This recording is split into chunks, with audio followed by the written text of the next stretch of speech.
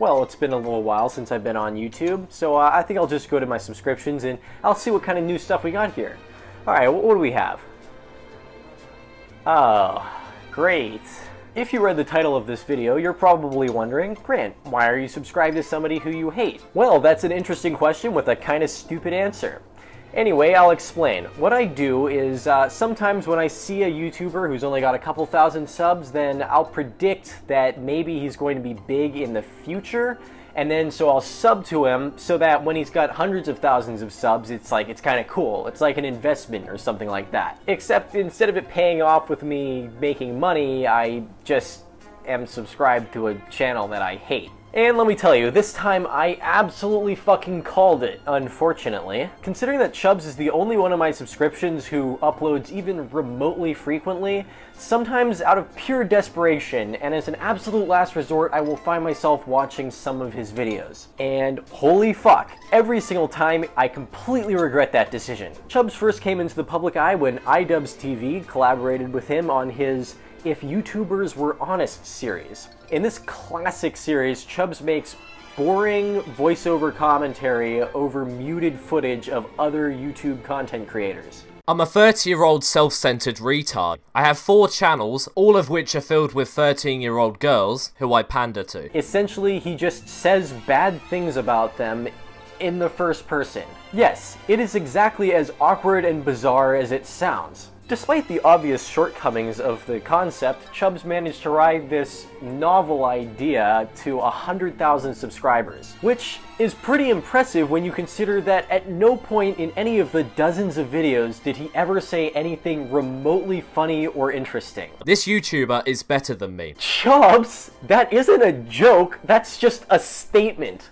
And by the way, Keemstar is right. Self-deprecation is not always comedy gold, despite what all of your buddies in the commentary community tell you. I think that, like me, a lot of people first look at Chubbs and they think, oh, I get it. He's fat, he has a sarcastic sounding British accent, he's gotta be funny, right? I see where you're coming from. I saw him and I thought, oh, okay, this is like, you know, a younger and less educated David Mitchell.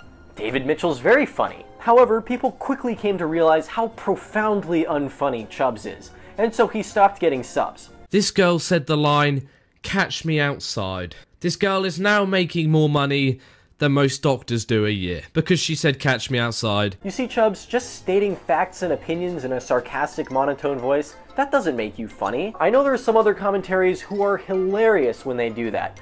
I Hate Everything, Adoseofbuckley has killed me with that sarcastic monotone voice. But underneath that dry and moody exterior, there are actual jokes. These are jokes that a stand-up comedian could kill with on stage.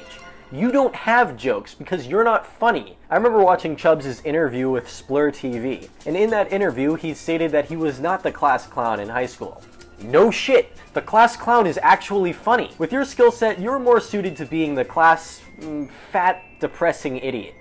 By the way, did I mention that Chubbs is stupid? He made an extremely outraged rant video about the Netflix show Dear White People. Now, Dear White People is a show that satirizes a black woman who makes a radio show that just race baits white people. And Chubbs was race baited by this satirization of race baiters. To put this into perspective, this is like reading an Onion article and thinking that it's real. I remember noticing that he had done this when it happened, and I wasn't alone. Quentin Reviews, another one of my little investments, noticed the exact same thing and pointed it out in his own Chubbs video.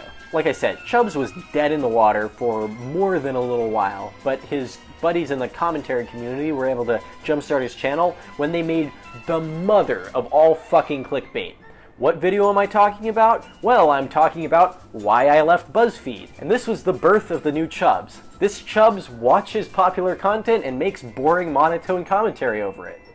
Oh wait, that's exactly the same as the old Chubbs. Unlike If YouTubers Were Honest, Chubbs only focuses on 3 types of things: race baiting, Buzzfeed videos, and anti-drug commercials. You know, the kind of stuff that is so obviously garbage that even a dipshit like Chubbs can make a couple of valid points about it. And boy, is he just raking in the subscribers. People just come by the boatload to just watch Chubbs say the things that everybody was thinking before they even watched the video. Chubbs is close to 400,000 subscribers now, and he is easily the hottest thing in the commentary community.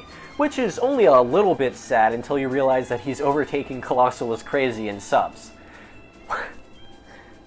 What the fuck is the world coming to? Chubbs, I will leave you with these thoughts. You are fat. You are stupid, you are unfunny, and you are incredibly lazy. You are a boring clickbait channel. In fact, you are coming close to being worse than the material that you cover. Clearly, practice is not making you any better because you upload more frequently than pretty much anybody else who I'm subscribed to. So my advice to you is this: go to the top of a mountain, wait up there, and don't come down until you learn how to actually entertain people. Because if you keep growing at this rate and your content doesn't get any better, I know what's coming next for you.